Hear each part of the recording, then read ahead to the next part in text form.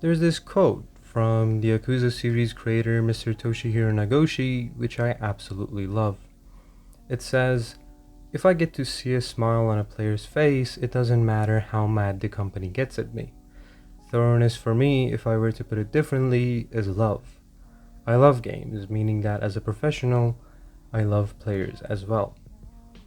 As soon as you step into the rainy streets of Kamurocho, this very love that each and every one of the team members have poured into it become completely apparent. A world packed to the brim with hilarious side stories, interesting places to explore, and also a game called Toilets, which I just can't get over how it's completely based on reality. Like for real, in Japan they have these arcades where you can go to which have pissing minigames where you pee in the toilet, and based on how strong and fast it is, the clothing of a woman gets more and more detached from her body. Am I losing my mind? So, yeah, as I was saying, a world blinding you with its beautiful lights expects you to explore its every nook and cranny to not only find cool little interactions, but also unveil the dark secrets it has within. And also piss in it.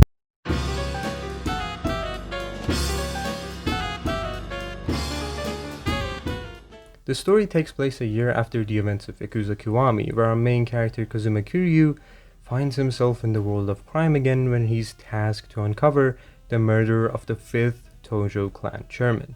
I know that seemed a lot to take in, but Kiwami 2 spends a considerable amount of time exploring its characters and story, or at least the majority of it is. You see, a problem plaguing all parts of the game is that there always seems to be a stronger opponent. What I mean is that no matter if you're progressing through the story or doing side missions, whenever you defeat someone, suddenly an even bigger opponent springs up, or it is revealed that the person you were fighting was actually a puppet, being controlled by the real main big bad guy of the game. This is lazy writing in my opinion, where the creators couldn't come up with an individual antagonist, but this belief is absurd as all the previous titles and even this very game have had amazing bad guys. I even dedicated one whole video to one of them. This game's Ryuji is an absolute sight to behold, but throughout my 37-hour playtime I only saw him for about an hour, which depicts how little we see him throughout the story. I think it would have been a whole lot better if the main focus was on Ryuji alone, or at least enough time was commensurated with each of the other antagonists, as right now everything plays out too haphazardly. However, this doesn't mean that Kiwami 2's story is weak, as its main themes are presented perfectly to the player. I just wish that in addition to the gameplay and graphics remaster, the story would have also undergone some changes.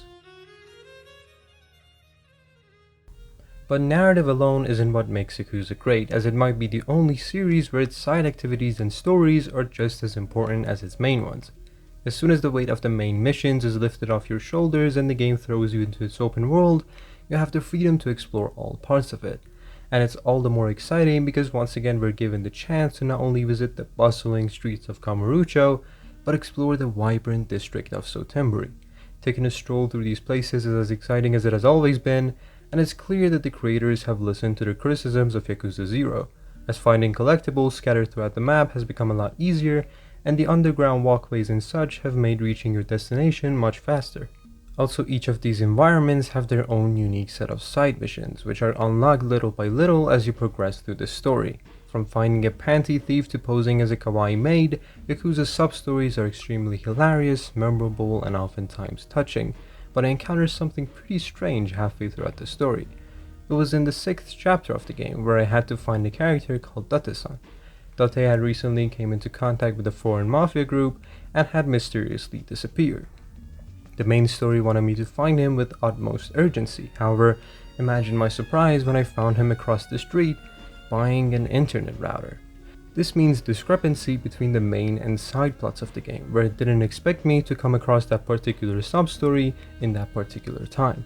I personally don't mind these kinds of bugs, and more than anything they're really funny, but these very errors prove that Kiwami 2 needed a bit more time in the oven. And of course, no Yakuza game would be complete without a combat system for beating the hell out of your enemies. If you pick up this game after the previous titles in the series, you'll quickly realize that the gameplay is vastly different. There's only one solid style instead of the previous 3, or if you count Dragon, 4 styles of Yakuza 0 and Kiwami. And this is all to the new Dragon engine which both the newest Yakuza titles plus the Judgment series use. This engine has not only enhanced graphics to an unbelievable level, but has also made fights more fluid and weighty. Unlike previous games which made you go through a quick loading screen before each fight, Kiwami 2 naturally reels you into fighting mode, boosting that sense of immersion. And speaking of immersion, there's one tiny detail I love in the game, and that is when you throw an enemy onto a store window, it shatters into tiny pieces and the workers won't allow you to buy anything. This may seem really trivial, but it gives the players the illusion that the world is alive when reacting to their actions, immersing them in the game even more. Aside from that, the core gameplay is extremely fun and gets even better as your progression allows you to learn cool moves to perform. Also, one problem I had with Yakuza 0 and Kiwami was that every conflict could be easily solved with your fists, so there was no need for weapons. However, this time, the usage of weapons is a lot more encouraged and the game throws more enemies at you to experiment with them. Although the game is still fairly easy and not that challenging, which I can't really fault the game designers for that. In the same interview I quoted in the beginning of the video, Mr. Nagoshi stated that he makes his games less difficult on purpose so that everyone can experience the end of his stories. So that's why you don't necessarily get a difficult experience, but one that its memories will stick with you for a very long time.